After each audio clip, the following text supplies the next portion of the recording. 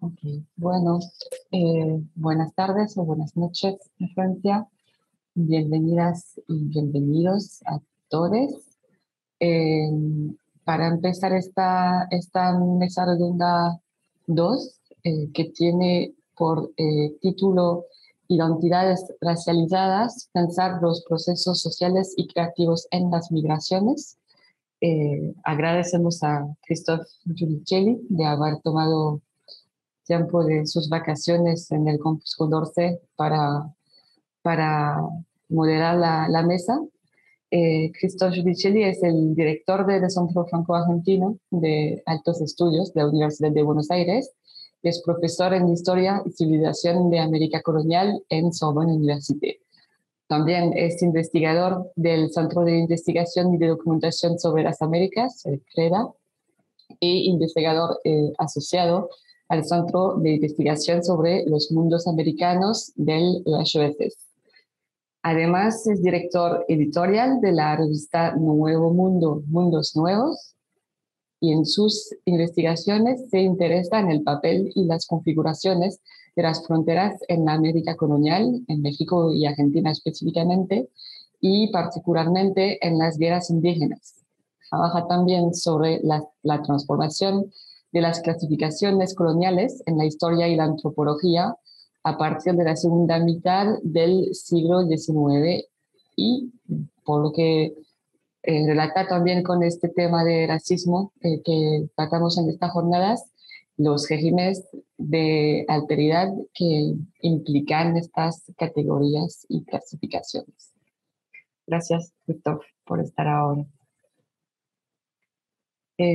Vamos a empezar las presentaciones ya, en el orden que estaba en el programa, si les conviene. Entonces empezamos por Diana. Diana cursa el primer año del doctorado en Territorio, Espacio y Sociedad en la Universidad de Chile.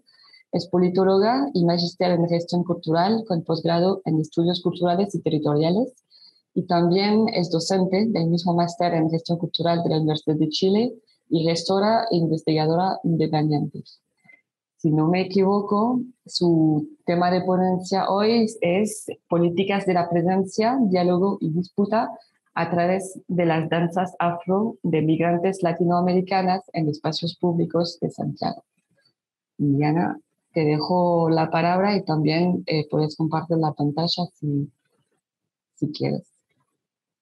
Vale, muchas gracias. Solo aclarar, estoy en segundo año ya. Estoy en tercer semestre, así un semestre más desde cuando postulé. Así que, bueno, voy a compartir la pantalla. Un gusto estar acá con ustedes. Un segundo. ¿Cuál es la presentación esta? Ahí. ¿Se ve? Ahí, ¿se ve la pantalla completa? Ya, súper. Eso, básicamente ya Camil me presentó, entonces no voy a ir avanzando más rápidamente. Esto, lo que les voy a presentar o lo que quiero compartir hoy es como un poco el avance. Como les digo, recién estoy en tercer semestre, entonces recién estoy en esta articulación y rearticulación y constante cambio de lo que va pasando y lo que voy encontrando. Sin embargo, quiero hacer énfasis en que el paso por estas jornadas doctorales me ha ayudado a comprender o a identificar los rasgos de racismo que cruzan de manera muy potente el tema que planteamos y que quizá era algo que no problematizaba desde un inicio. En ese sentido, entendiendo que estoy como en esta etapa más preliminar, espero que esta instancia, espero sacar de acá sus opiniones sobre el tema y recibir su retroalimentación para irla ajustando en el proceso. Bueno, comienzo con esta foto que es de las primeras quizá que salen en Google si uno busca migraciones en Chile, y es justamente esa imagen de las migraciones más recientes hacia Chile la que busco problematizar. En ese sentido, quiero hacer notar que el actual contexto migratorio se instala en un sistema de desigualdades estructurales entrelazadas que incide en la experiencia del habitar un nuevo lugar de residencia para las y los migrantes, y que en particular en la ola migratoria, como se le ha denominado más reciente, se trata de personas que provienen de países de Latinoamérica y el Caribe. Aquí no voy a decir quizá nada nuevo en relación, por ejemplo, a lo que dijo ya Luis Eduardo Taller esta mañana. Pero digamos, quiero aclarar que, como he construido sí como el problema. Entonces, parto como entendiendo que esta estructura de desigualdades se expresa, por ejemplo, en las crisis políticas y económicas que obligan a las personas a dejar sus lugares de origen y buscar nuevas oportunidades, aun cuando eso involucre o esos desplazamientos pongan en riesgo sus vidas. Por otra parte, tenemos esa orientación de las políticas migratorias del Estado receptor que contribuye a la criminalización de las y los inmigrantes, y en una dimensión quizá mucho más histórica, mucho más profunda, podríamos decir que también hay una persistencia de un legado colonialista y racista.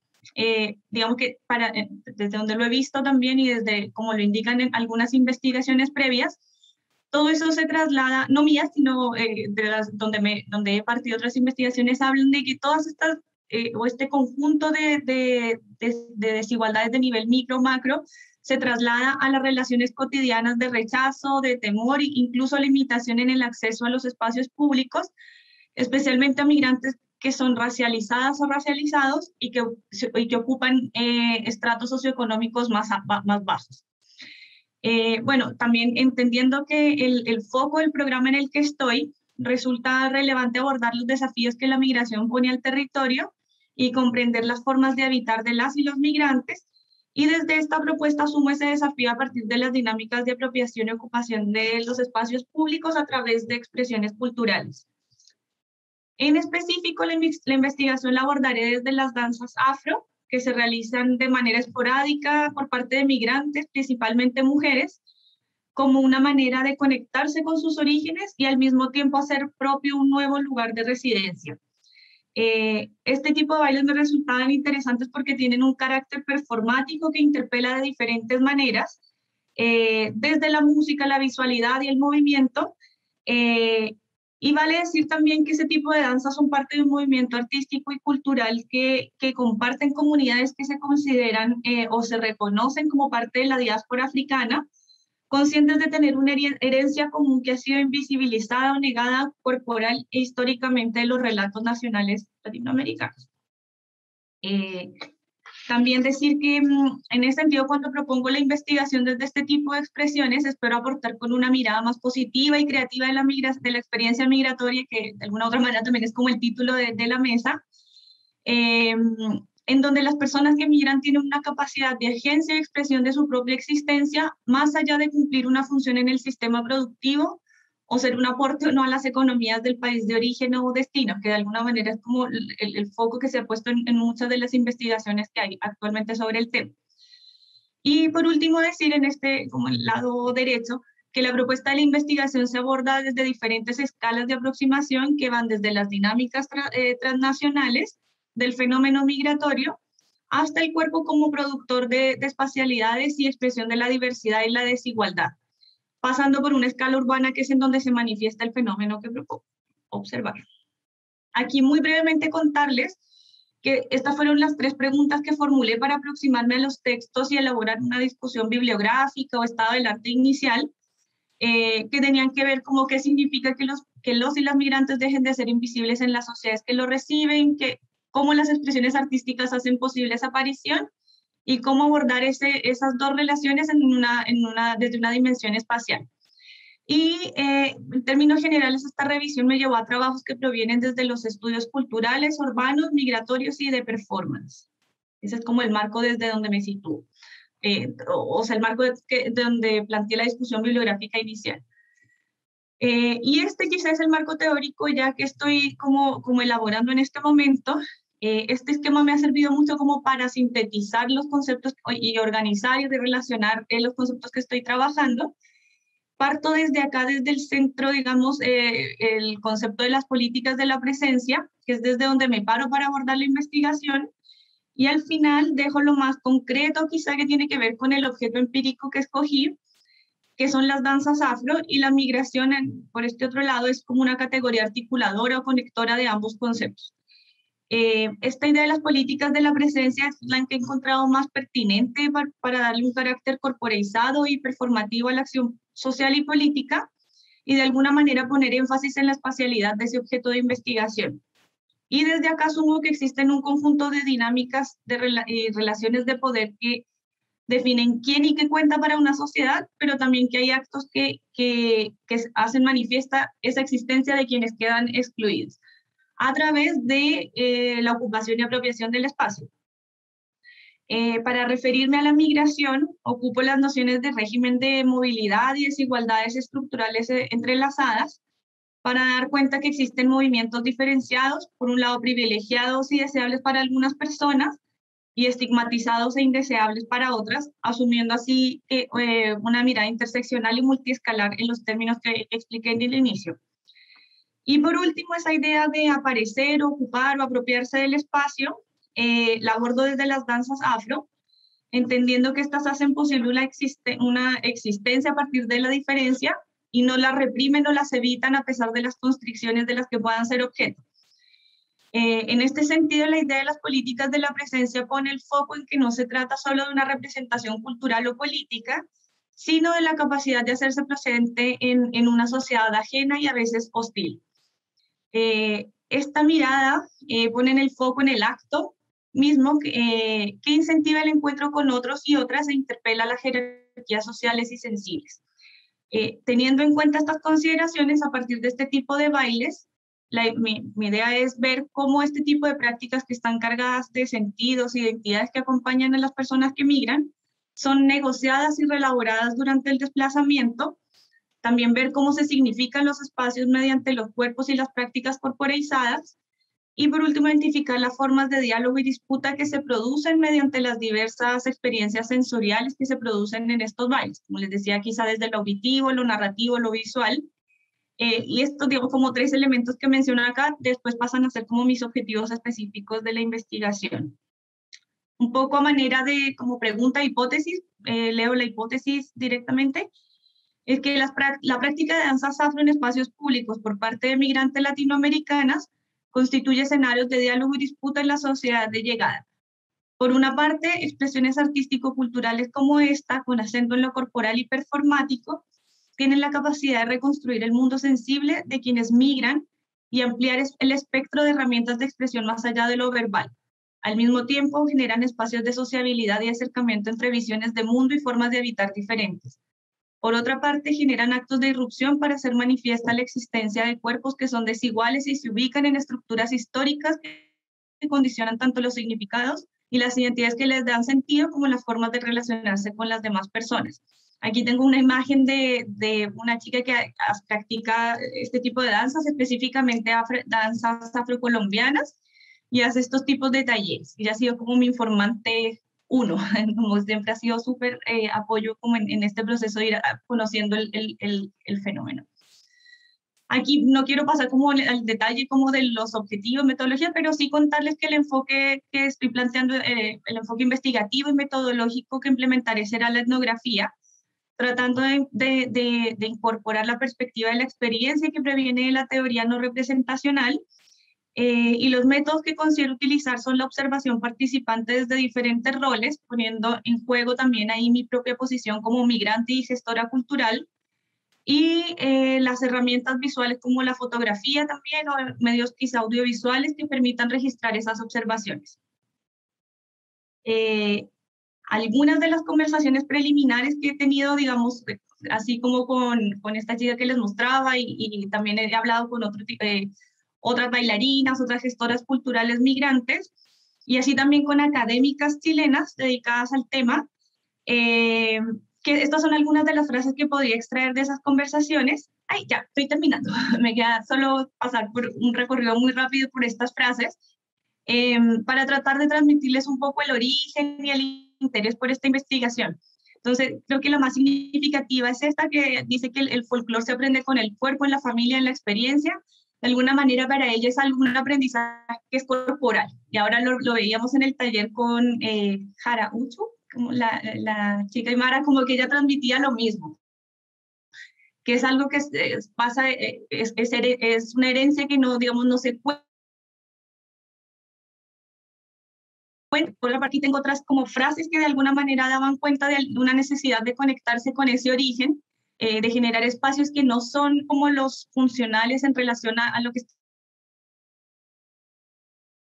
se considera como migración, que puede ser el estudio o el trabajo, sino que también hay como un espacio de esparcimiento, por decirlo de alguna manera. La importancia del uso del espacio público para personas que no tienen o que están haciendo recién una vida en el exterior. Cuesta encontrar, por ejemplo, un taller en donde hacerlo, entonces siempre el uso del espacio público es un recurso para poder poner en juego estos como valores y entidades. También hablan como de la curiosidad de los chilenos, claro, que quizás desde una esfera más genérica uno podría decir que hay una imagen negativa de esa migración, pero en las relaciones ya intersubjetivas en realidad se da cuenta de otras cosas, que hay un interés por conocer. Y por último, esta es una frase que me dio también una académica que decía que desde la academia se tendía a victimizar a las y los migrantes, entonces sería interesante aproximarme desde otro lado. Entonces, como de alguna manera también ha sido la motivación del proyecto. Eso, pasé como volando, hablé muy rápido, pero muchas gracias. Ahí. Entre el tiempo y la ansiedad, como que volé. Como hablé muy rápido, perdón. Muchas gracias, Jana. No, era muy claro. Estaba y perfecto de tiempo. Así que gracias por eso también. Bueno, seguimos con la presentación de María Belén. Entonces. Hola a todos.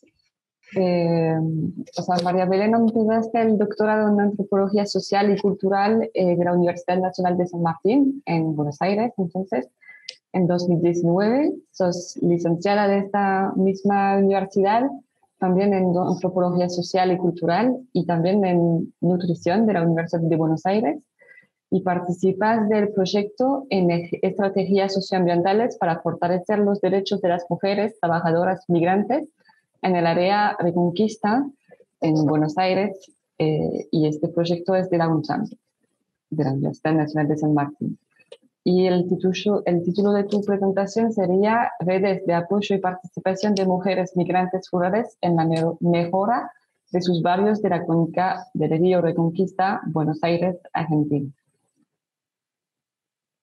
Te dejo la palabra y la pantalla.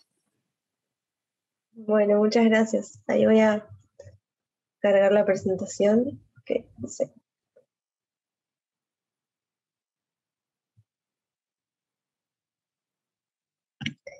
Bueno,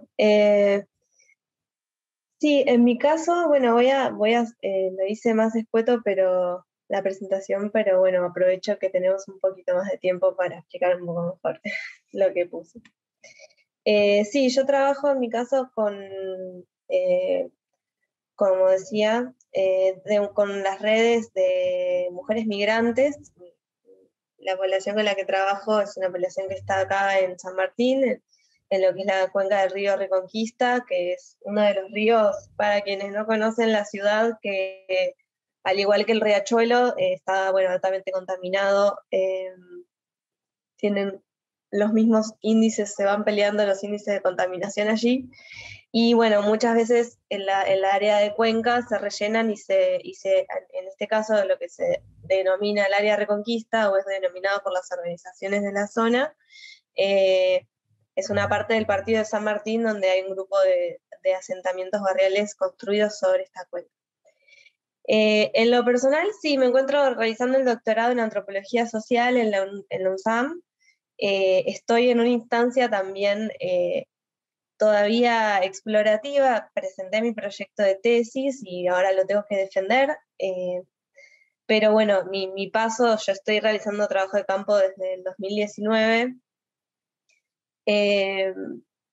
y bueno, medio frenado un poco por la situación de pandemia, pero igualmente continuamos en la virtualidad con las distintas interlocutoras con las que estuve, y en momentos en los que podemos salir, trato de volver al lugar para ver, bueno, qué está pasando en la presencialidad. Y voy a pasar a la próxima pantalla un poco para contarles. Lo que traté de traer para compartir es, bueno, cómo las reflexiones que venimos teniendo en estas capacitaciones sobre racismo, puntualmente, pero bueno, toda la bibliografía que del racismo trae múltiples reflexiones.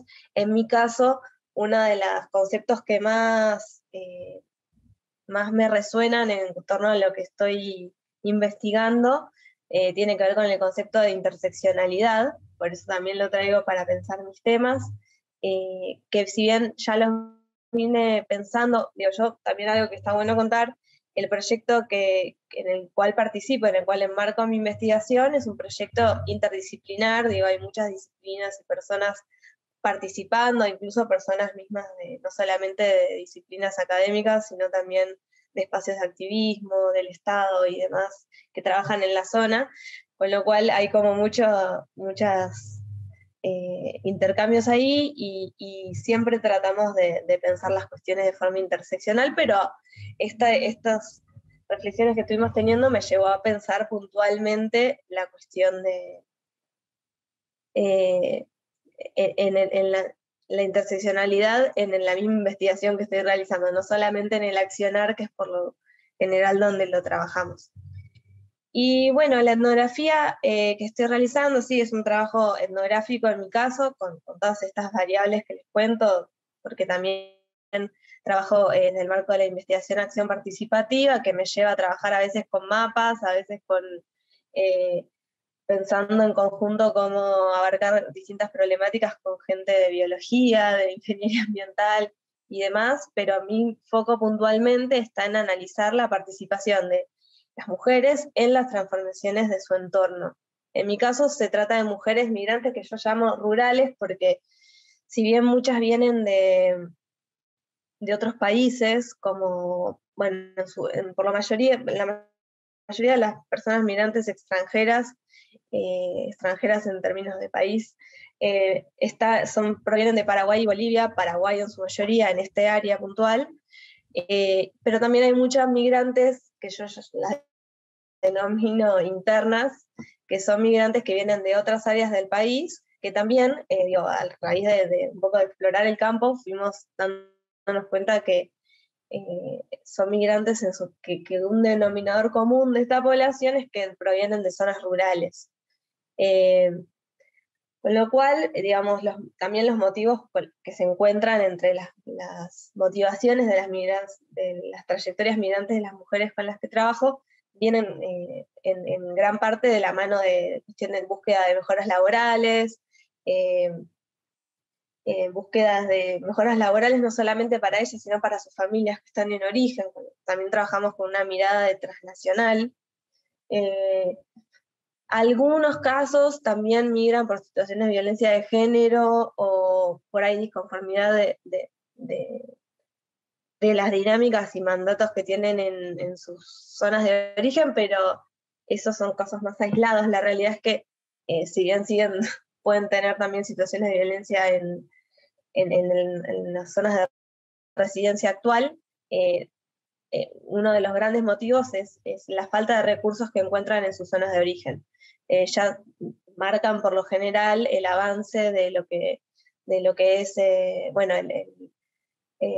el avance de la industria extractivista, agroindustrial, y cómo, bueno, eso deja sin tierras o sin recursos o sin capacidad comercial para las familias campesinas en donde nacieron, con lo cual uno de los motivos de emigrar a lo urbano tiene que ver, a las zonas más urbanas, tiene que ver con eso, uno de los grandes motivos.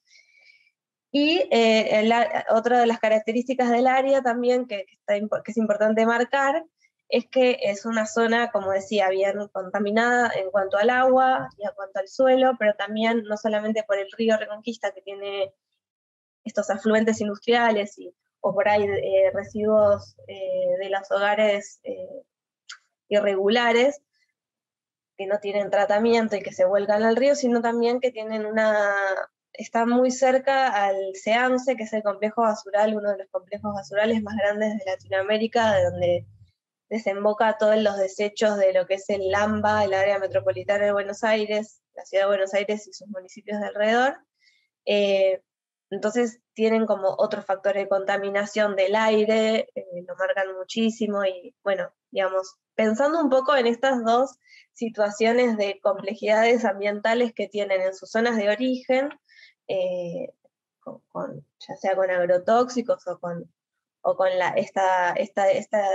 deterioro de las tierras por parte del extractivismo, y llegan a una zona donde, urbana, donde también se encuentran con altos índices de contaminación y complicaciones ambientales. Entonces, tal vez ahí la gran tarea que tenemos, o que tengo yo puntualmente en la investigación, es de centrar un poco esa mirada racista sobre, bueno, se trata de unas mujeres que migran a un sector que está sumamente degradado. Digo, hay como miradas desde ciertos feminismos o ciertos ambientalismos que las pondrían en un lugar de por qué migran, por qué no se quedan en zonas más verdes, o por qué estas mujeres terminan migrando a lugares urbanos donde terminan trabajando en trabajos precarizados, de cuidado, y no están por ahí, y no vuelven a su país, digo, en términos de por ahí frases o miradas más racistas o discriminatorias, que al fin y al cabo lo que hacen es no poder indagar en sus problemáticas de forma situada. Entonces, se me fue. No sé cómo voy de tiempo, perdón. Pero bueno, avanzo un poco para no Te quedan extender. 4 minutos. Ah, bien. Bueno, entonces sí, está bien, pasé bien de filmina. Un poco lo que la reflexión que me trae pensar desde una mirada interseccional es entender como el lugar desde donde migran, pero entender las trayectorias de estas mujeres, desde donde existe una experiencia puntual que no solamente es importante atender a su experiencia particular para entender los problemas con los cuales se encuentran, sino que también sus propias miradas traen aportes a los movimientos ambientalistas y feministas, donde, bueno, como yo traía el concepto de interseccionalidad trabajado por Crenshaw Lugones y también por Angela Davis, que piensa cómo muchas veces las lógicas de ciertos movimientos sociales están súpermente permeadas por lógicas racistas, y cómo no se ve la experiencia propia, pero también para pensar cómo esa experiencia propia sirve no solo para modificar las lógicas racistas, sino para brindar aportes al mismo movimiento. Y desde ahí, desde esos contextos y de esas experiencias de explotación extractivista, con maternidades sumamente distintas a las maternidades de las mujeres privilegiadas urbanas, que son desterritorializadas, donde hay una sobrecarga de los cuidados muy distinta, donde hay afectividades en torno a todo eso muy distintas, pueden traer reflexiones que en mi caso me llevó a preguntarme por estas interrogantes que les traigo, que es, por un lado, si podemos pensar en la migración de las mujeres rurales sin vincular sus sobrecargas de cuidado a sistemas capitalistas de explotación de la tierra. Por otro lado, si podemos estudiar los procesos de su marginalización dentro de los centros urbanos sin pensar las relaciones de poder entre lo que es lo rural y lo urbano privilegiado, siempre hablando de ese lugar, porque ellas también están en la urbanidad. Y después también, esto también lleva a una pregunta por ahí más simple, pero es si podemos pedirle a una población que permanezca cuidando la tierra en ese contexto, como esos aportes que trae el recuperar y el dialogar con estas poblaciones desde sus experiencias y sus demandas también. Así que, no sé, perdón si me extendí un poco, pero es un poco los aportes o los interrogantes que me despierta hablar sobre interseccionalidad en mi investigación.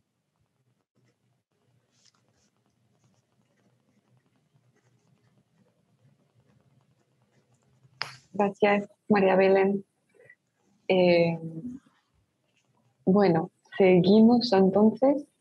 Perdón que tengo que salir de la presentación y del tema con Martina.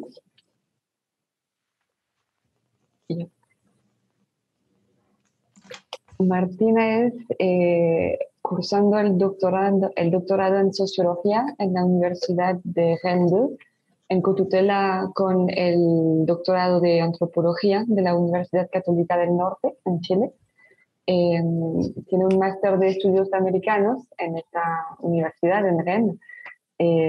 Es parte del equipo de redacción del carnet hipótesis del colectivo Franchili, y también del colectivo Escala, que es un colectivo compuesto de doctorandos del Instituto de las Américas de Rennes. Su ponencia tiene por título Multiculturalismo liberal en Antofagasta, Chile, etnografía de la celebración colombiana Fiesta de las Velitas en la Junta de Vecinos de Villa Chica. Adelante, Martina.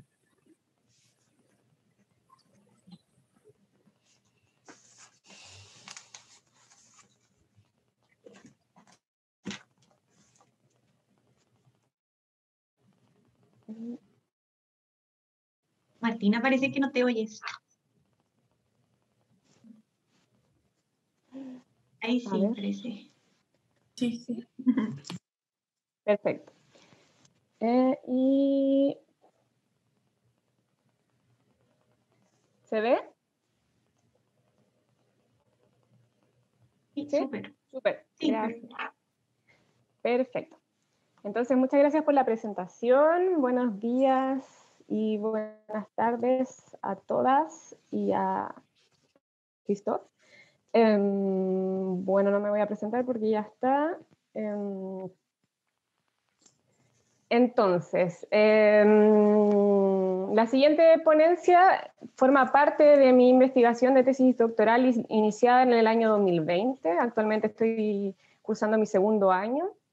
Esta investigación busca entender cómo la población migrante transnacional, peruana y colombiana precisamente, promueve la cristalización y la recreación de su cultura de origen a través de la realización de diferentes rituales festivos de tipo católico y nacionales en el territorio chileno. Sin embargo, hoy día no voy a hablar sobre mi investigación en sí, o sea, sí voy a hablar de mi investigación, pero solo de una parte, ya que son poquitos minutos, decidí enfocarme en el análisis de uno de los terrenos que forman parte de este trabajo, y que es la celebración de la fiesta de las velitas, o la fiesta de la Inmaculada Concepción, que es una fiesta colombiana, y que se realiza por personas migrantes y no migrantes en el sector norte de Antofagasta, precisamente en la Junta de Vecinos Villa Chica. Este lugar se trata de un lugar de encuentro de habitantes de la población del mismo nombre y el campamento colindante que se llama Comité Unión Esperanza. Entonces, la idea es reflexionar sobre cómo la visión multicultural liberal de una de las autoridades locales de la ciudad esconde una especie de racismo sistemático, generando una tolerancia asimétrica ante los diversos grupos de migrantes que habitan en la ciudad. Entonces, como dice acá, la presentación se dividirá en tres partes. La primera consiste en la descripción de la metodología de trabajo en general, de mi investigación completa, y una síntesis del trabajo de campo en el cual me voy a enfocar. En segundo lugar, presentaré el marco teórico que utilizaré para el análisis de hoy. Y finalmente voy a hacer este análisis reflexivo a partir de mi trabajo realizado.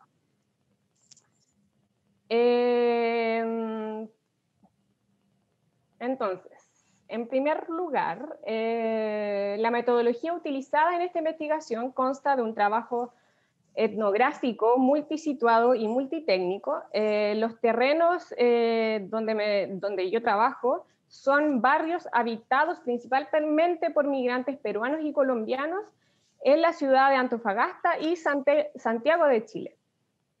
Las técnicas etnográficas utilizadas son la observación participante, el análisis de documentos y las entrevistas etnográficas semidirectivas, precisando que en las entrevistas que le realizo a personas migrantes, utilizo la técnica de historias de vida.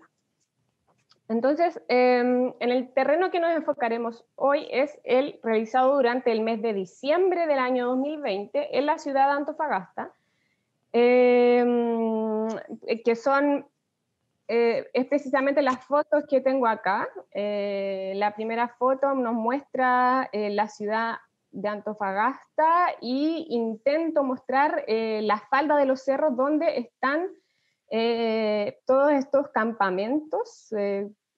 En la foto del centro se puede notar precisamente el campamento Comité Unión Esperanza, que es donde hice mi trabajo de terreno, y la tercera foto es, bueno, está la imagen de la Virgen, ¿cierto? Y justo al lado está la Junta de Vecinos, donde se realizó esta celebración. Entonces, para contextualizar, en abril del año 2013, numerosas familias de Antofagasta decidieron formar su hogar a faldas del lado norte del cerro de la ciudad, conformando así el campamento Comité Unión Esperanza, que nace desde la necesidad de encontrar un lugar accesible para vivir para estas familias. Este se compone de 42 familias, en su gran parte son familias de origen colombiano y en menor cantidad peruanos y chilenos. Al llegar a este territorio, estas familias tuvieron que pasar por diversas dificultades, evidentemente, porque era a falda de un cerro, no era un terreno plano, no había acceso ni al agua, ni a electricidad, ni a nada. Entonces, esta gente comenzó a organizarse, crearon una directiva, y esta directiva comenzó a trabajar en conjunto con la Junta de Vecinos, que ya se encontraba instalada en el sector, porque pertenecía a la población que se llama del mismo nombre, la población Villa Chica, y gracias al trabajo en conjunto lograron conseguir ayudas sociales para tener una condición de vida un poco más amena. En diciembre, volviendo al tema de la fiesta, en diciembre del año pasado, en la Junta de Vecinos de la población Villa Chica de Antofagasta, se organizó por primera vez un pequeño evento. Te quedaste muteada, Martina, otra vez. Algo pasó. No, aquí estuvo todo bien, ¿no? ¿Sí? ¿Y ahora? Ahí. ¿Escucho? Sí, Ahí aquí sí. todo súper. Perfecto. Entonces, en diciembre del año pasado se organizó por primera vez la celebración de la fiesta de las velitas o de la Inmaculada Concepción. Y este evento nació a partir de la iniciativa del presidente de la Junta de Vecinos, que es chileno, y quien, al percatarse de que esta fiesta es bastante importante para la comunidad colombiana y que debido a la crisis sanitaria y al COVID, las fiestas, los eventos mucho más multitudinarios no iban a realizarse, él decidió organizar una pequeña celebración solo con los vecinos, con la ayuda de la directiva del Comité Unión Esperanza, que es el campamento, y de la colectividad de colombianos residentes en Antofagasta. Entonces, para situarlos un poco, la Fiesta de las Velitas es una celebración católica que ocurre el 7 y 8 de diciembre. Esta festividad simboliza el comienzo de un mes de celebraciones en Colombia, y que están, por supuesto, ligados al calendario litúrgico católico, el cual finaliza la primera semana de enero con la Fiesta de los Reyes. En Colombia este ritual es bastante familiar, es bastante íntimo, se realiza en las fachadas de las casas o en las calles aledañas, es una fiesta familiar y vecinal, y consiste en encender una vela, en rezar en honor a los familiares, compartir bebestibles y platos típicos, y eso más que nada, pero en un contexto más íntimo. En Chile, este evento comenzó a realizarse en diferentes ciudades del país desde el, digamos, comienzo del siglo XXI, sobre todo a partir del año 2010 ya se ve, con esta llegada masiva de migrantes colombianos, se ve que ya estaba, que era una fiesta que ya está impuesta en el territorio. Entonces, cabe destacar también que la fiesta se volvió relevante, por supuesto, en los lugares donde la migración colombiana es importante. Sin embargo, la estructura de esta fiesta o de esta celebración y sus elementos se han adaptado y se han modificado respecto al ritual de origen. En el territorio de Antofagasta, precisamente, la celebración comenzó con esta llegada masiva de migrantes y ocurre a diferentes escalas. Por ejemplo, y la más connotada es la fiesta o el festival que organiza la colectividad de colombianos residentes en Antofagasta junto al Servicio Jesuita Migrante, donde organizan una especie de festival encuentro con las velas, pero también con comida, con música, con bailes en vivo, que es auspiciado por diferentes empresas de la ciudad. Entonces, volvemos al tema de la fiesta de las velitas en la Junta de Vecinos Villa Chica. Este evento se realizó el día 7 de diciembre, donde asistieron una treintena de vecinas y de vecinos colombianas, colombianos, chilenas y chilenos del sector. Asistieron también los miembros de la Junta de Vecinos, la directiva del campamento Comité Unión Esperanza, el cura de la población y un concejal municipal. La celebración se desarrolló en un espacio baldío, en el espacio que mostré ahí, donde está la gruta de la Virgen, y tuvo una duración de unas 3 horas. El evento estuvo marcado por la intervención, o sea, un discurso de los organizadores, el sermón del cura y también el discurso del concejal municipal. Entonces, días antes y después de esta celebración yo tuve la oportunidad de realizar diferentes entrevistas y ahora me voy a enfocar en el análisis de la entrevista que le hice al concejal participante de esta fiesta.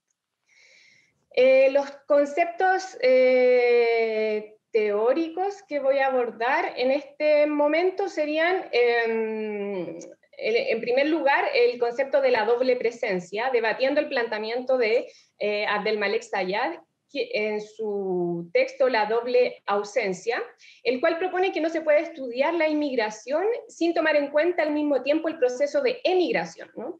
Ya que el sujeto migrante está ausente tanto del lugar de origen como el lugar de acogida. Sin embargo, yo, en esta circunstancia, hoy en día, planteo que la evolución de la migración a nivel global, o del estudio de la migración, sobre todo a partir de la relevancia de lo que viene a ser la migración transnacional, cabría más bien plantear el concepto de, perdón, me voy a enchufar, el concepto de doble presencia como una representación de la construcción de las redes transnacionales que surgen a partir de la migración, ¿no? Entonces, el migrante no está ausente de 2 espacios, sino que está presente en estos 2 espacios. En segundo lugar, nos encontramos con el concepto más importante que sería, o el más relevante que quiero tratar ahora, que es el de multiculturalismo liberal. Entonces, el multiculturalismo en sí nace a partir de la necesidad de desarrollar una posición pluralista que ofrezca todas las garantías para la protección de las libertades individuales. En el desarrollo de este contexto podemos destacar a Kim Lika, a Taylor, Weinstock y más recientemente a Habermas. Me apuro. Sin embargo, voy a cambiar ahí está.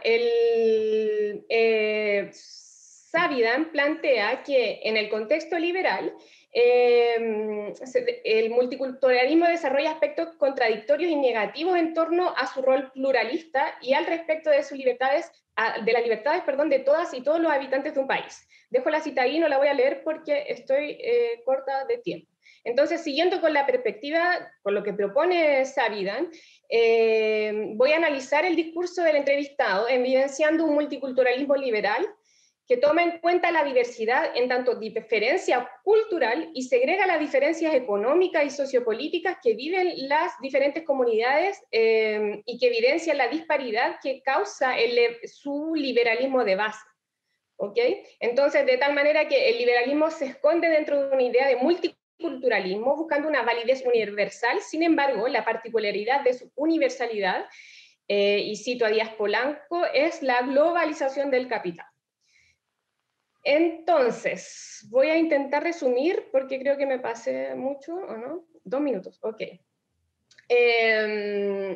A partir de los dichos en la entrevista realizada a este personaje, el discurso se basa en la idea de un multiculturalismo llamativo, enriquecedor, que aporta de alguna manera u otra a la cultura de la ciudad, pero ¿por qué yo propongo esta idea de multiculturalismo liberal como parte del pensamiento de esta autoridad local? Esto se debe a la transformación que sufre el discurso del concejal municipal al tratar el problema porque para él es un problema, de la reciente migración venezolana en la ciudad. Tenía otra cita que tampoco... Ahí está la cita del concejal. En esta cita no la voy a leer, la dejo ahí.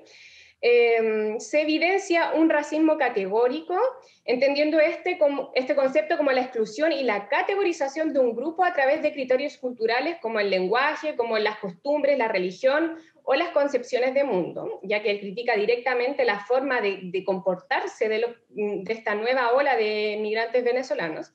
Según esta autoridad, hay una falta de adaptación, de integración, es una característica que sería una característica reciente de esta ola y que se transforma también en un problema para el poder local, ¿ok?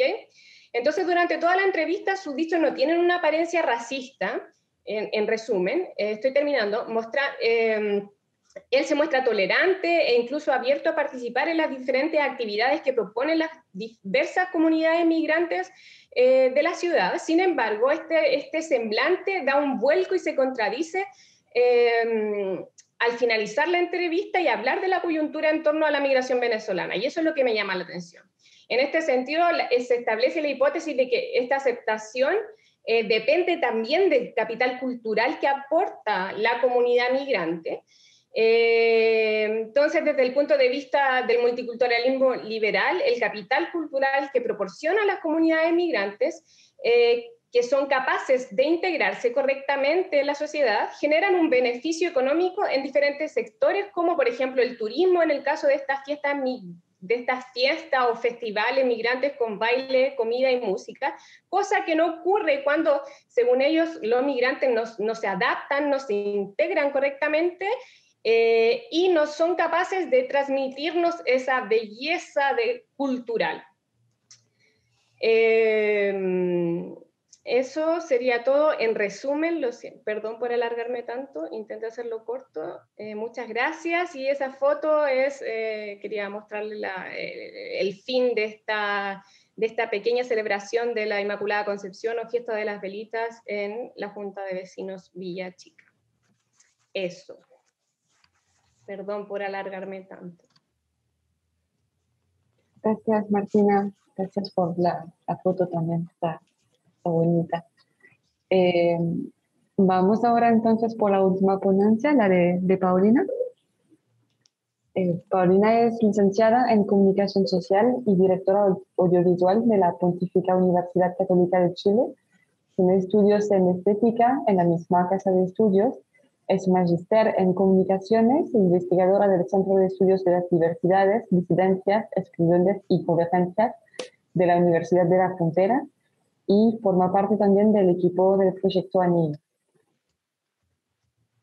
Su ponencia tiene por título La intersección es la imagen, autorretrato, acto y desborde en la performance expandida de Francisco Vargas Huaquivilla. Me corriges, Paulina, si lo pronuncio mal. Adelante. Gracias. Voy a compartir pantalla. Bueno, hola a todos. Primero que todo, yo estoy a punto de entregar gracias por la presentación. Estoy a punto de entregar mi tesis de magíster. Y a veces tengo problemas con los tiempos, entonces decidí hablar un poco sobre de cómo se dio el trabajo en el estudio de caso, que este es un proyecto de investigación de estudio de caso, así que con eso voy a comenzar. Bueno, como se mencionó, mi proyecto, mi investigación se llama La intersección en la imagen, autorretrato, acto y desborde, en la performance expandida de Francisco Vargas Guayquimilla, Cutral, que también está presente en estuvo presente en estas jornadas con un taller hermoso que dio.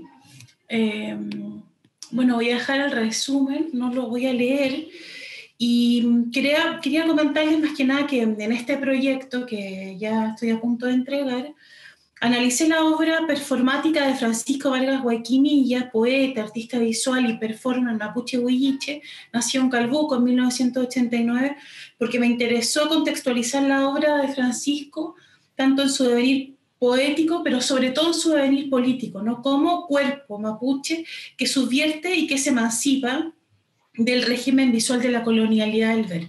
Lo anterior no solamente como una obra, aquí por ejemplo estamos viendo una obra que se llama ¿Dónde está José Buenante?, que es una obra que realizó a las tres, una performance, más bien ejercicios de memoria, como lo llama él, que es, se paseó con una pantalla intervenida por las calles de Osorno entre las 3 y las 5 de la mañana, cargando la imagen en un stencil también de José Buenante, uno de los un joven desaparecido de una plaza cercana a su casa, que todavía no se encuentra, por eso es un desaparecido en democracia, un desaparecido mapuche en democracia. Y bueno, esa es una de las imágenes de este ejercicio de memoria. No solamente, como decía, como obra, o en este caso como un conjunto de obras de arte de acción corporal, o como ejercicios de memoria, como el mismo Francisco le gusta mencionar, sino que también me interesó abordar su trabajo porque establece al mismo tiempo continuidades y descontinuidades en el actual debate de las llamadas nuevas poéticas mapuches o de performer mapuche, como es el trabajo de la Paula Milla, Sebastián Calfuqueo, el de la dupla Catrileo Carrión, o entre otros exponentes de la escena artística nacional. Bueno, la obra del artista de Francisco se implica desde el activismo, es importante mencionar esto, que se implica del activismo político, pero también sexual, ¿no?, que involucra el cuerpo en su forma más amplia y política, como una vía o como canal a través del cual se manifiesta la incomodidad en la que están siendo representados sobre todo esos cuerpos mapuches por otros, ¿no? Como es el caso, como mencionaba, del cuerpo de los desaparecidos en democracia, como es el cuerpo de José Buenante, desaparecido forzoso de una plaza cercana a su casa el año 2003. Dicha representación foránea ha significado en la obra de Francisco un posicionamiento, y ese posicionamiento político que me interesa a mí, que me interesó analizar, es un posicionamiento que logra, a mi parecer, subvertir la norma del régimen colonial de la visualidad y que se desborda. Es su cuerpo, al mismo tiempo, el propio cuerpo y el de otros mapuches que han sido excluidos, precarizados, de biografías borradas, que han explicitado la guía de las historias comunes y la historia finalmente, porque encuentra modos no normativos, ¿no?, de dar testimonio a esas historias de la violencia en cada performance o ejercicio de memoria, ¿no?, que él realiza. Me propuse entonces en estos años de trabajo intentar describir y analizar las prácticas performáticas desde la autorrepresentación y desde el binarismo de género presentes, ¿no?, en la obra de Francisco Vargas entre el periodo del 2013 y el 19 en el territorio del Gulumapu. Esto me permitió, por un lado, relacionar que la interrupción de los procedimientos tecnológicos en el campo de la performance tensiona, ¿no?, en el origen de dicho concepto en relación a las categorías tradicionales de espacio y tiempo, y que la acción performática como práctica de autorretrato puede subvertir el régimen de la visualidad. Acá voy a compartir eso, no sé, también parece, perdón.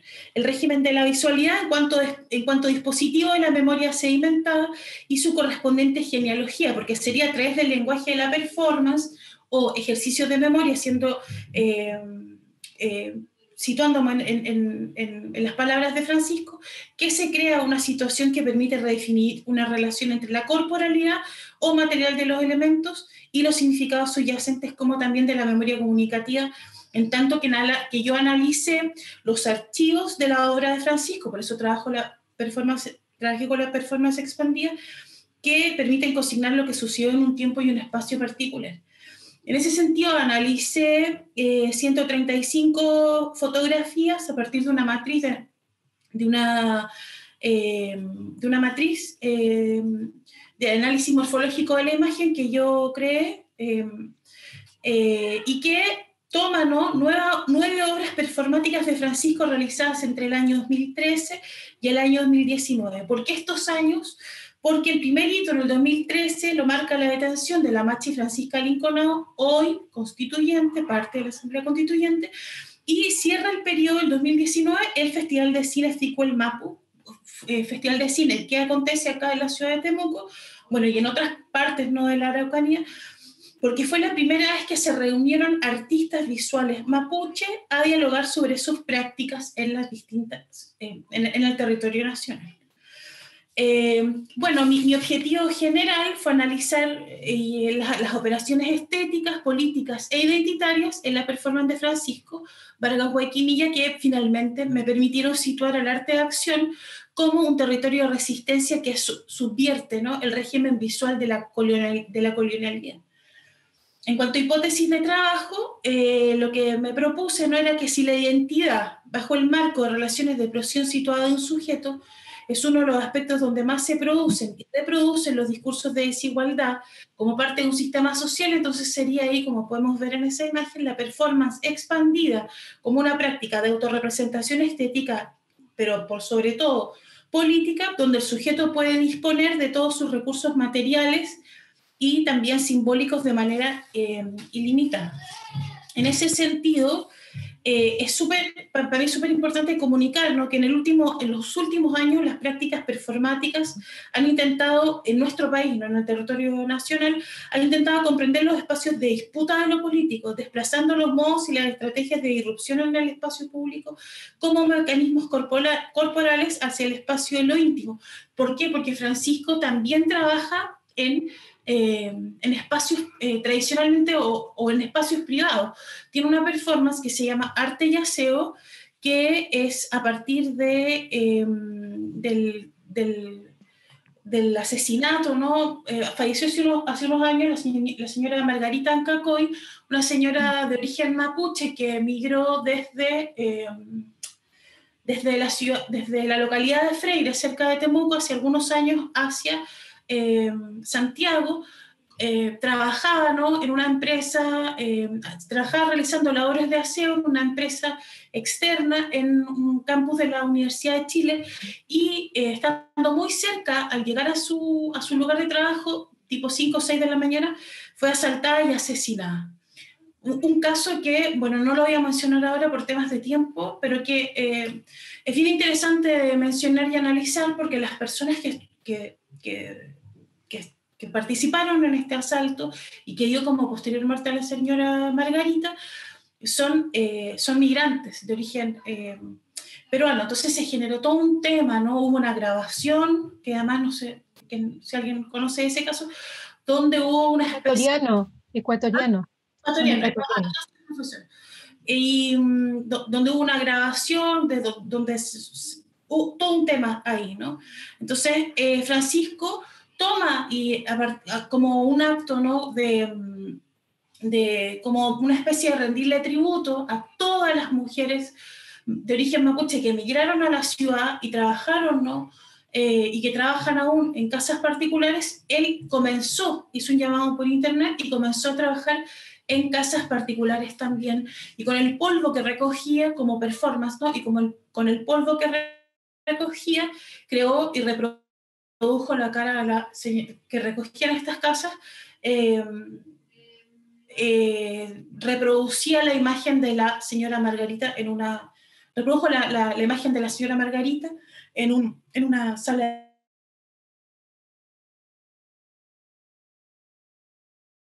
de exposición. Bueno, adquiriendo el concepto del personaje político como modo de visibilizar la tensión entre el mundo de lo público y de lo privado, finalmente, como un continuo.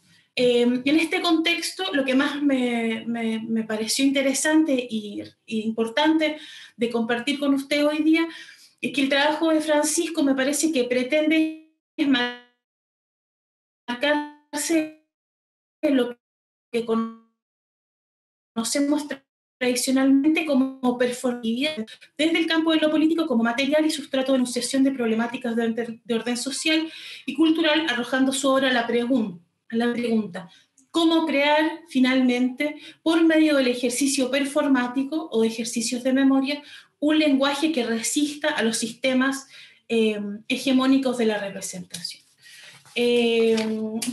Bueno, con las categorías que trabajé fueron la noción de autorretrato mapuche de Enrique Antileo, la noción de acto performático de Judith Butler, la noción de identidad indígena de Claudia Zapata, el binarismo de género de María Lugones y el feminismo decolonial de Rita Segato. Bueno, en cuanto a la perspectiva metodológica, el estudio tuvo un enfoque cualitativo y una perspectiva descriptiva e interpretativa a partir del análisis del archivo fotográfico de esta nueva obra, finalmente de estas 135 imágenes, complementado con entrevistas en profundidad al autor. Y bueno, el aporte del modelo me parece a mí que tiene que ver con que se utiliza la performance como material de investigación porque es una acción concreta, ¿no?, de someter al método de análisis, ya que su forma de producción discursiva es el cuerpo como lugar en el que se llevan a cabo repeticiones de contenido emotivo de las experiencias de carácter cotidiano. Además, tiene la ventaja de manejar una intención que busca el reordenamiento espacial y la simbolización de las experiencias, lo que permite continuidad finalmente entre la historia y las variables asociadas a una situación referente.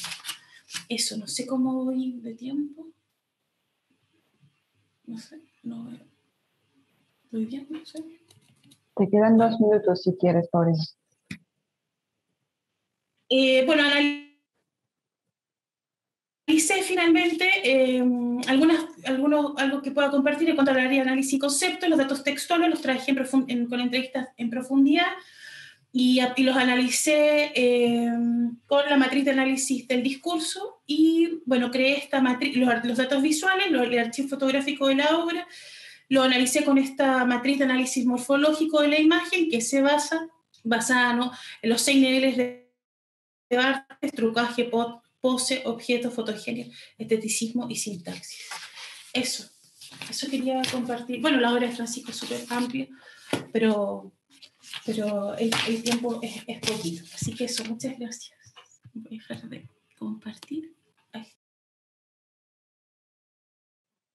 Gracias, Paulina. Es específicamente interesante después de haber participado del taller. Corto.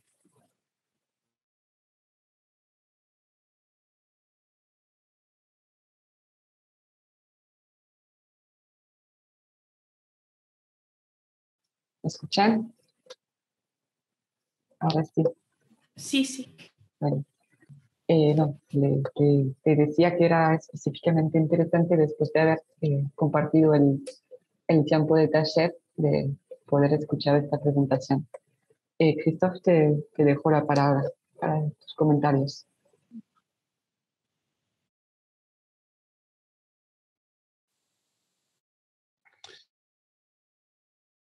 Buenas noches. Hola, ¿me escuchan? Bien, Sí. perfecto.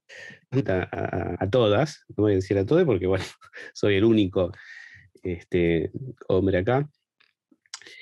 Bueno, muchas gracias a Camille por la organización. La verdad que es una tarea a veces ingrata, pero muy interesante, y la verdad que yo estoy muy convencido con el resultado. La tarea que me toca acá es medio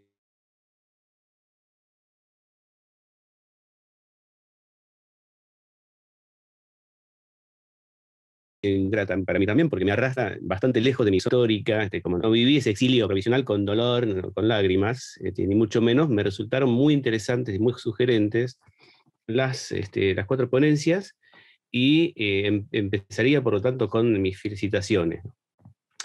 Esto para ser malo después, obviamente. Las temáticas de las identidades racializadas, la interseccionalidad, tienen mala prensa en ciertos lugares académicos rancios, como que todos sabemos, y esto es una razón de más para desarrollar buenos trabajos, voces reaccionarias. Bueno, Un comentario sobre el comentario. Mi estatuto de outsider me permite dar un ojo un poco ingenuo, ¿no? Y me permite estar a zonas oscuras, o digamos, no del todo claras, para este pobre ingenuo. Ustedes me van a perdonar si hurgo en la llaga, en algún momento, no se lo tomen a mal, es parte del juego, y es realmente para invitarlos a que precisen un punto en tal vez posición como el de hoy, que se asemeja más a una ejecución capital que a otras cosas. 10 minutos, en 10 minutos es una tortura. Bueno, voy a comentar todas las ponencias una por una, para tratar de entablar un diálogo, hacer unas preguntitas. Yo creo que la investigación viene respaldada por un marco teórico importante, ¿no? Se movilizan nociones fundamentales como política de aprecio y propiedad, desigualdades estructurales, entre otras, ¿no? El objetivo me pareció claro, se busca mostrar como dicha práctica artística permite contrarrestar, digamos, la invisibilización, el silenciamiento sufrido por los migrantes y cómo se puede llegar a una visión, cito, ¿no?, más horizontal de las cosas. Dos críticas, o dos comentarios críticos, si se podrían hacer desde mi punto de vista. Primero, los, entre comillas, migrantes latinoamericanos, me pareció a mí que desaparecen un poco detrás del aparato crítico. Lo dijiste vos misma, marco teórico y recién después el objeto empírico. Yo creo que hay un desbalance entre las dos cosas. Los migrantes latinoamericanos me parecieron un poquito esencializados, como si fueran una entidad homogénea.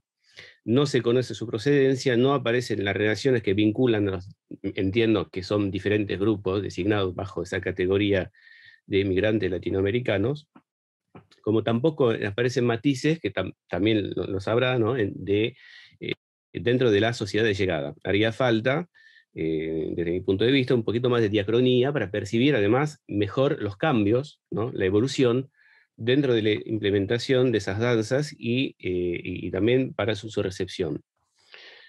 Segundo comentario, se alude a una persistencia de un legado colonialista y racista. Esto aparece en el resumen, aparece también en la presentación, pero lo que pasa es que nunca se especifica quiénes, qué grupo asegura tal permanencia de tal legado. Y me gustaría tener más detalles sobre el caso. Otro problema, si los migrantes subalternos y objeto de ese racismo son latinoamericanos, debemos llegar a la conclusión de que la sociedad de llegada no lo es, ¿no?, y que los santiagueños tampoco son latinoamericanos. Bueno, obviamente es una provocación, ¿no? Por otra parte, ¿qué es del sustrato afrochileno? Esto es más una curiosidad. Existe, se habla, hay un vínculo que se establece con esas cosas, es parte de la investigación. Por fin hablaste más en la presentación oral de diáspora africana, entiendo que es algo distinto. Hay una diáspora africana, bueno, pienso en el caso de Buenos Aires, mucho más reciente, ¿no?, en los senegaleses en Buenos Aires, que por cierto sufren una discriminación bastante fuerte, y también, a ver si puedo leer mis garabatos, también faltaría el aspecto de interacción, ¿no? ¿Hay interacciones en esas danzas afro, o no? En fin, es una pregunta. Bueno, la intervención de María Belén me pareció muy interesante. Me recordó que el río Reconquista tiene esa mala costumbre de bordarse y de inundar con un agua bastante preocupante. Estoy de acuerdo en eso.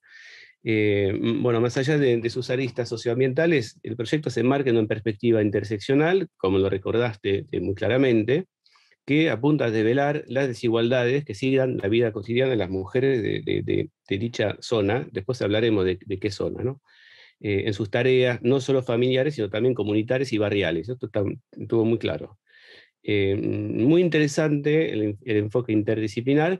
Me hubiera gustado tener más detalles al respecto. Entiendo que en 10 minutos tampoco se puede ahondar demasiado en esto, pero es muy interesante lo que dijiste de las ciencias naturales. Me llama la atención sobre qué, sobre la contaminación, sobre la salud, sobre ambas cosas. En fin, si lo podés precisar un poquito más. Dos pedidos también de precisión. 3. Yo creo que habría que precisar un poquito más el lugar en el que se desarrolla la investigación. Hablaste de la cuenca del río Reconquista, que es bastante amplia, y después lo enfocaste sobre todo en el partido de San Martín. Nada, una pregunta es: ¿por qué tus entrevistas se enfocan básicamente en el partido de San Martín, o porque tenés más terreno en otros lugares que no entraron en esos 10 minutos? No sé, tengo un problema con eso de la ruralidad. O sea, lo detallaste bastante mejor. Hay mujeres extranjeras, hay mujeres que son migrantes del interior, o sea, de los interiores. Esto establece hay una diferencia en la discriminación entre una mujer, no sé, paraguaya, una mujer que vendría de Neuquén, otra que vendría, que es una mujer del Chaco o de Formosa. Esto lo tomas en cuenta en tu investigación. Bueno, eso básicamente, porque hablas de mirada racista, de lógicas racistas. Me gustaría saber cómo lo encaras en tu investigación. Hay 52 matices de racismo en función del lugar de procedencia de esa ruralidad genérica, ¿no? Me imagino que sí, me imagino que habrá más matices y insisto, los 10 minutos. Bueno, Martina, descubrí la investigación, porque no tuve el gusto de leer el resumen. Es una crítica media, yo nunca mando los resúmenes porque no llego con el tiempo. Tengo muchas preguntas. Primero, una pregunta de ignorante. Hablaste varias veces de llegada masiva de colombianos. ¿Cuándo y por qué tantos colombianos en Antofagasta? Ahí también, un poquito más de cronología. También, colombianos, llegada masiva, y ahora venezolanos. ¿Cuándo? Esto es más fácil de entender, pero nada. Si no puedes dar un poquito más de detalles. Una pregunta metodológica. Entiendo que hiciste lo que pudiste hacer, es decir, trabajar en tiempos de pandemia, que es lo que nos toca últimamente. ¿Hay una influencia, pregunta metodológica, ¿hay una influencia de la pandemia en tu trabajo de campo? Porque me imagino que hacer una entrevista en diciembre de 2020 no es lo mismo que hacerlo en diciembre de 2018, cosa que no pudiste hacer y que nadie te va a echar en cara, por supuesto. Otra pregunta más de curiosidad, muy interesante ese ritual recontra católico.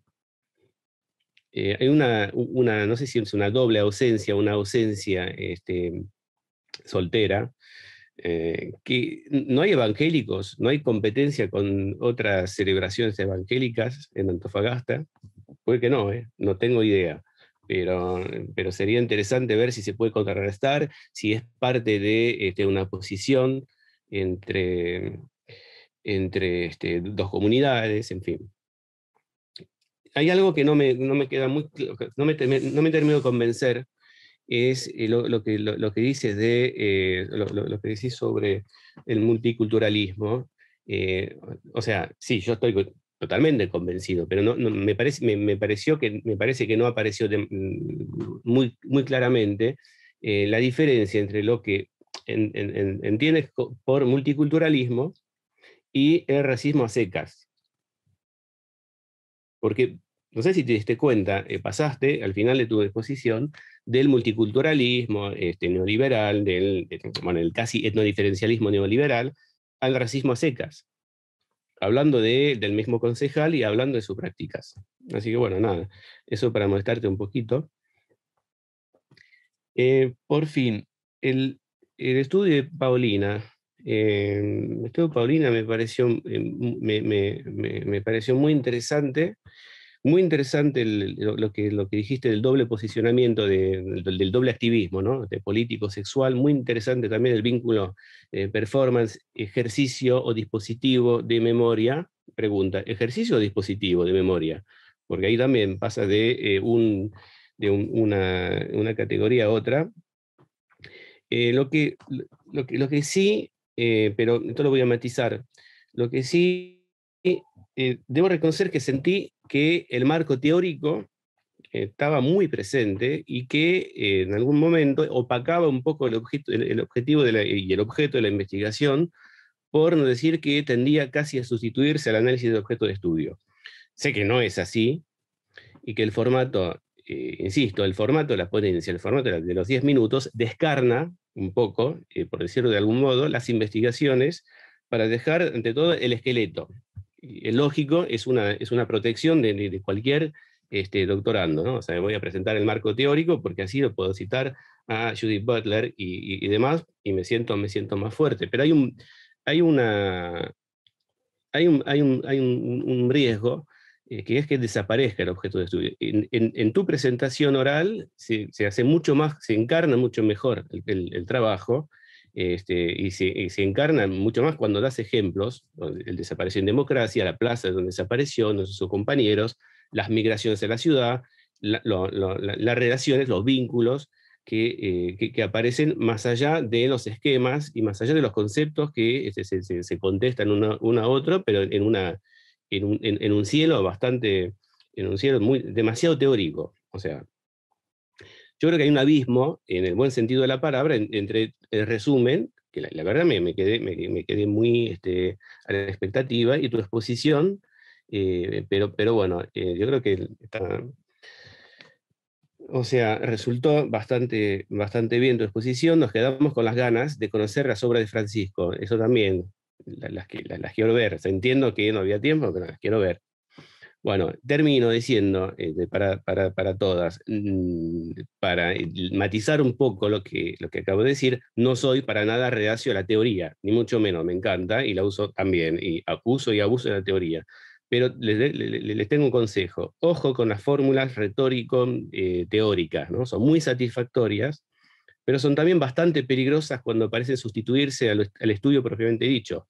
Entiendo que eso, insisto, no es lo que están haciendo en su proyecto, pero en unas restituciones tan acotadas como las que no nos tocan hoy, es un riesgo. Siempre les puede tocar un viejo o una vieja cascarrabias que les pida más detalles concretos, más encarnación de la investigación, y no escudarse tanto detrás del caparazón teórico o del bendito marco teórico que nada, en algunos lugares del mundo les obligan a concretar.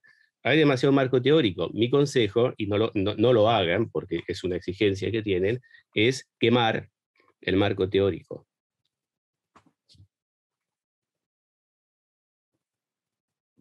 Y con eso termino. Bueno, gracias, Christoph. Nos quedan algo como 15 minutos, después un poco menos, si queremos dejar a Christoph como 2 o 3 minutos antes de pasar a la discusión en plenaria. Entonces, les daría la palabra una por 2 minutos, si quieren responder, y también si quieren que sea más abierto, ¿no? Como que si también tienen preguntas o cosas que no han entendido en la intervención de Christoph, pues les dejo este espacio. Entonces, Diana... ¿Puedo decir algo muy breve, Camille? Muy breve. Sí, obvio. Solamente, bueno, dar las gracias. No puedo llegar al comienzo. Christoph, no sabes cómo estoy de acuerdo contigo. Las exigencias de un marco teórico terminan aplastando cualquier objeto, y además hay mucho engolosinamiento de los estudiantes en general, a causa de las universidades, no es culpa de ellos, para apartarse de la riqueza que tienen estos objetos que están presentando. Así que muchas gracias por encontrar a alguien con quien estoy de acuerdo en eso. Un abrazo.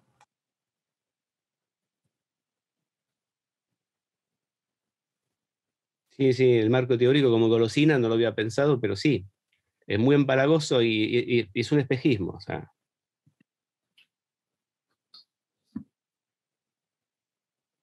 bueno, antes de quemarnos, Diana, te dejo hablar. Parto yo. En realidad no tengo mucho como que responder. Estoy súper de acuerdo con los comentarios de Christoph. En particular lo que pasa en mi caso es que el terreno entra en el año 3. Por eso siempre fui como bien enfática y son 2 años de teoría, metodología. Y presenté algunas conversaciones preliminares al final, pero son muy informales, en donde ni siquiera he puesto como en juego la metodología que he propuesto. Han sido conversaciones como de acercamiento, entonces, pero súper de acuerdo, porque a veces me parece también buena la analogía que hace María Emilia del engolosinamiento, y tú lo decías, la fórmula teórica creo que fue, ¿no? Que opaca ese objeto, porque se vuelve como palabras que a veces van perdiendo sentido, y cuesta, no, sí, por eso estoy totalmente de acuerdo y no tengo mucho que responder a eso.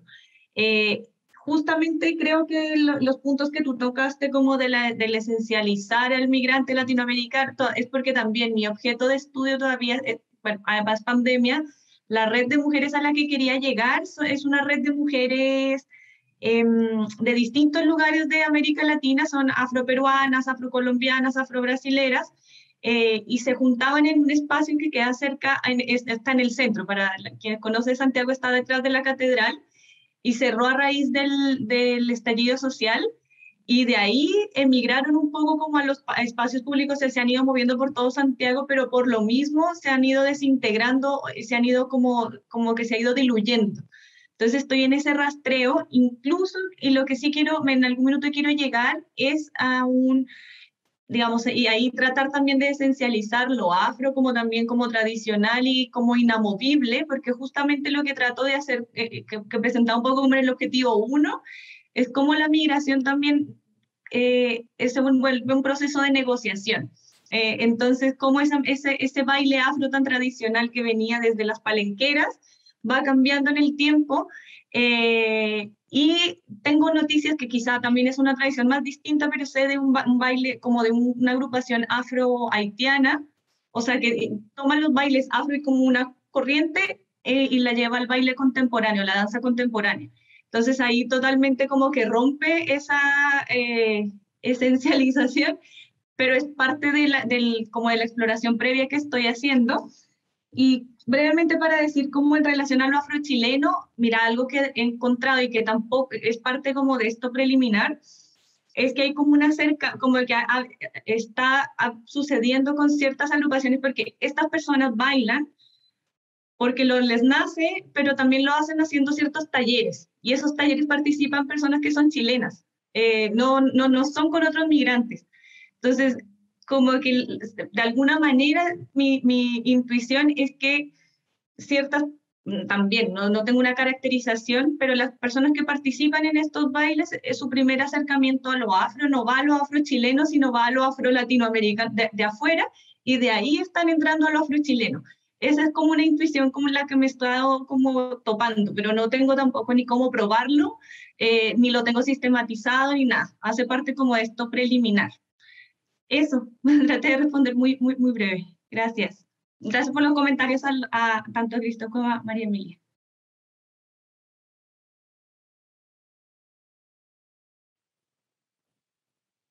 María Belén o otra, si quieren seguir.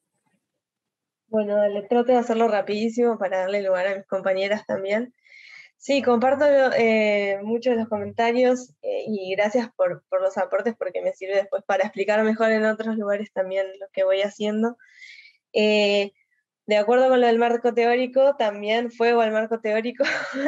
En mi caso, no sé, en mi caso personal es algo que siempre, ese requisito académico me da bastante ansiedad, con lo cual me tranquiliza que se comparta el pensamiento, y perdón si no se había reflejado en la presentación, pero bueno, es un requisito también integrar los textos que fuimos leyendo.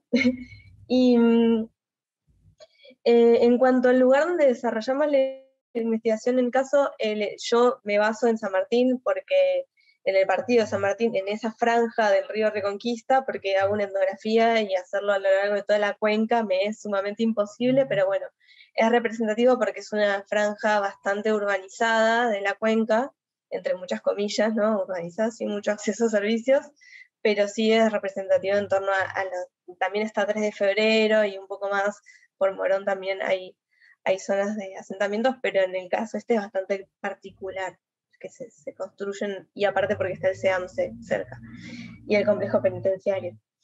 Bueno, porque tiene un componente migrante que ya veníamos explorando de antes, también desde la universidad. Y en cuanto a las diferencias entre las procedencias, en la interseccionalidad,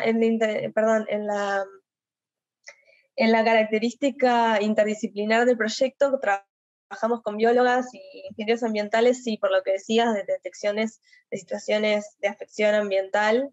Ellos miden el agua, pero en diálogo siempre con las personas que viven ahí, que son quienes detectan efectivamente las afecciones de salud o donde están los problemas primero, siempre son ellos.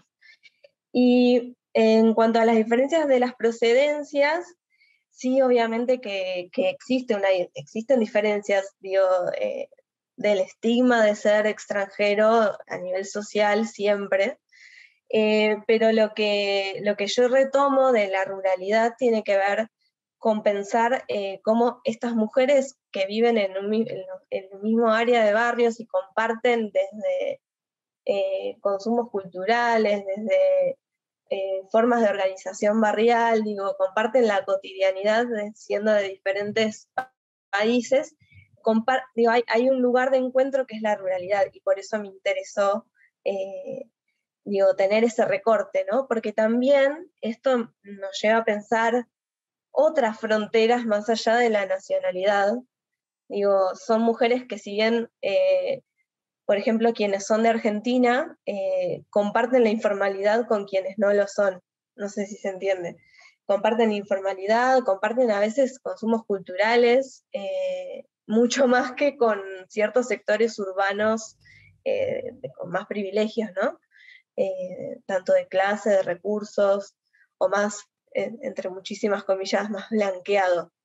Entonces, por eso es que a mí me interesó ese recorte y pensar esas cuestiones que obviamente antes de entrar a la investigación todas decíamos, bueno, vamos a encontrarnos a la población migrante, vayamos a hablar con las paraguayas, vayamos a hablar con las bolivianas, y nos dimos cuenta que hay un montón de otras dimensiones que nos perdemos si hacemos eso.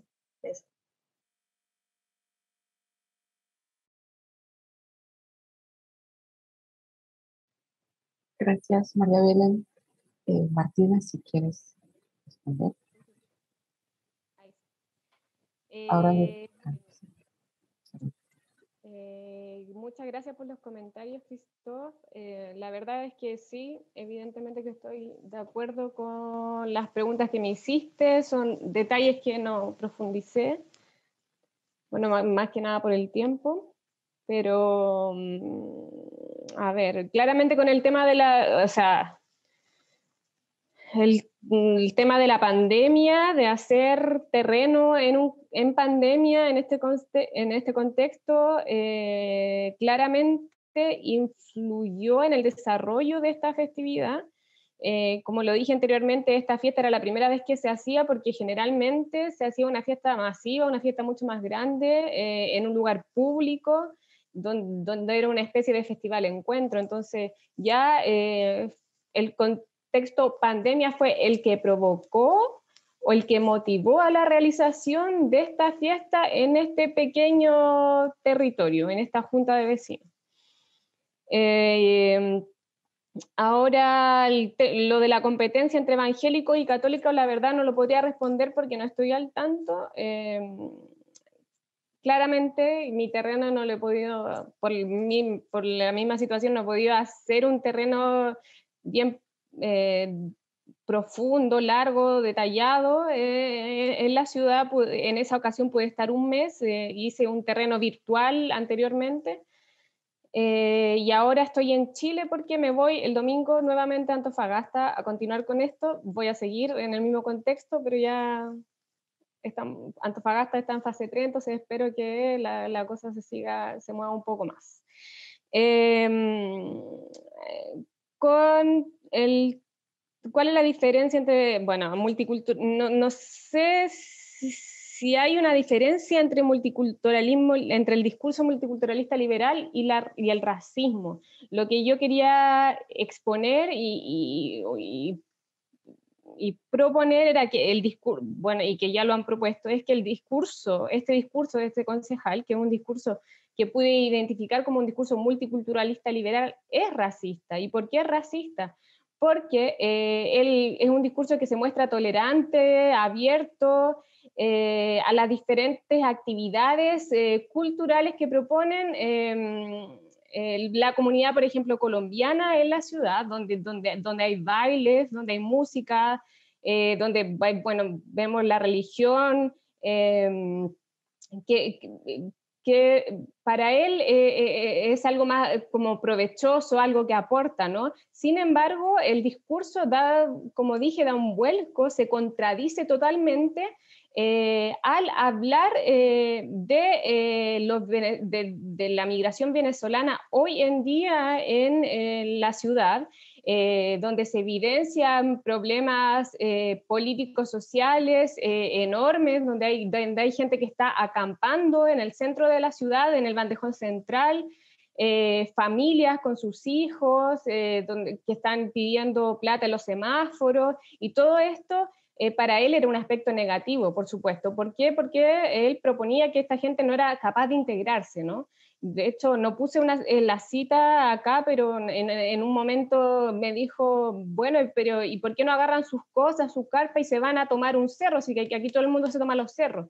Entonces, me pareció hasta agresiva esa forma de pensar, y es ahí donde yo pienso que esta idea porque él habla de multiculturalismo, entonces esta idea de multiculturalismo, que todo es bonito, que todo el capital cultural que nos aportan las comunidades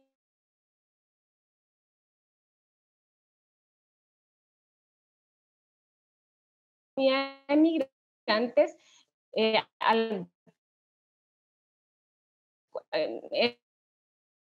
el momento que a la cotidiana por alguna acción, ahí el multiculturalismo no es bueno y no son bienvenidas las comunidades migrantes o la venezolana en específico. A eso me refería. Gracias, Martina. Paulina, te dejo la palabra para hacer la ronda. Muchas gracias. Bueno, primero gracias a las compañeras por presentar también sus investigaciones, muy interesantes, que ganas de conversar más con ustedes, pero bueno. Con respecto a los comentarios, sí, de Christophe, bueno, este doble activismo a mí fue lo primero que me enganchó, ¿no? De Francisco y sobre todo de su obra, de este activismo sexual en cuanto a disidente sexual y político, ¿no? En cuanto a su identidad mapuche, huilliche, champurria, además. Eso para mí es súper interesante. En cuanto a la idea del ejercicio de memoria o dispositivo de memoria, ejercicio de memoria, porque yo igual prefiero escribir y leyendo, porque si no se me dan las ideas, porque en el hacer y en el ejercitar, ¿no?, la memoria, se pretende tensionar el sistema hegemónico de la representación, donde él no ocuparía otro lugar que no fuera un lugar exotizado, un lugar del borracho como mapuche, del ladrón mapuche, del flow mapuche, del ocho mapuche, ¿no? En ejercitar, en repetir, a partir de su propia identidad, de su cuerpo y de su disidencia sexual, y del cuerpo ahí como dispositivo central, tratar de tensionar ese sistema hegemónico de la representación. Y lo tercero que me comentaste, que la profesora también comentó después, claro, uno se ve atrapada por el marco teórico también. Pues si yo tengo todos mis resultados de investigación y dije, ¿lo muestro o no lo muestro? Pero tengo 10 minutos, entonces me voy a lo seguro y muestro, porque ya está listo, entonces dije, bueno, lo mostraré. Yo no lo he mostrado más que a mi profesor de tesis, entonces... Pero muchas gracias por esa consideración, porque siempre hay una como, o por esto que ambos nos dijeron, porque yo lo recojo con alegría incluso, porque siempre como el marco teórico, y cuando ustedes mencionan esto otro, nos abren, al menos a mí, toda una nueva posibilidad, así que estoy muy agradecida por sus palabras. Maravilloso, me parece. Así que gracias. Quiero agregar algo muy breve, si me lo permite, Camille. Sí, claro. Bueno, felicitar las presentaciones. Decir por otra parte que tienen que tener cuidado con esta porfía todavía cuando están en las instituciones, porque hay exigencias que a veces son bastante perversas. Sin embargo, escuchándolas, ¿no? Quizás pequeñas sugerencias, porque consejos uno no da porque no tiene por qué darlos, ¿no? Cuando uno logra aprender ya algo que está amasado allí y qué es lo que a uno más le produce, sea rabia, amor, pasión, eso es lo que hay que agarrar. Para sacar del lado todo aquello que interrumpe la posibilidad de entrar allí. Porque la gracia de esto es que ustedes hagan sus propias tesis. No importa que haya error, no importa que se equivoquen, pero hagan sus propias tesis. No hagan diagnósticos porque ya están hechos. Porque como ejemplo solamente las personas migrantes están ultra diagnosticadas por las disciplinas, por cómo caminan, cómo comen, qué es lo que sienten, cómo se relacionan, etc. Las personas del Wallmapu exactamente igual, porque son personas que se han convertido en objeto para extraerles todo lo que pueden extraer, además de lo que se les ha extraído durante la historia. Entonces, adelante con la porfía y quizás seguir unos rumbos que a uno lo lleven, uno a veces se desvía un poco, pero que vaya hacia allá, hacia lo que quieren hacer, y cuando encuentren eso que a uno le engolosina, pregúntense si realmente vale la pena. Por ahí yo diría que uno puede entrar, ¿no? Y efectivamente nos pasa a todos, nos ha pasado a todos, porque esa separación entre teoría, práctica, terreno y epistemología es una falsa separación. La investigación debería comenzar a hacerse en el primer año que alguien entra a la universidad, para que sienta, huela, toque, se equivoque, se caiga, se pare de nuevo, y no 2 años después de un doctorado, ¿no? Esa es una pelea que hay que seguir dando, y en los magísteres también, y en el pregrado también, al punto en que la teoría la enseñaban los hombres y las metodologías las mujeres. Yo fui una de las primeras que hizo clase de teoría en sociología, peleando, ¿no? Pero cuando yo doy teoría, hago metodología al mismo tiempo. No puedes enseñar a Goffman sin enseñar lo que es una interacción, pues lo que es oler, sentir, conocer el sufrimiento. Entonces, quizás mis sugerencias van por ahí. Los autores nos sirven, por supuesto que sí, pero ellos también hicieron lo mismo, pues. Después fueron famosos, no sé qué, pero vayan a buscar en las tesis de sus compañeros, en tesis que quedaron ahí, fondeadas en un cajón.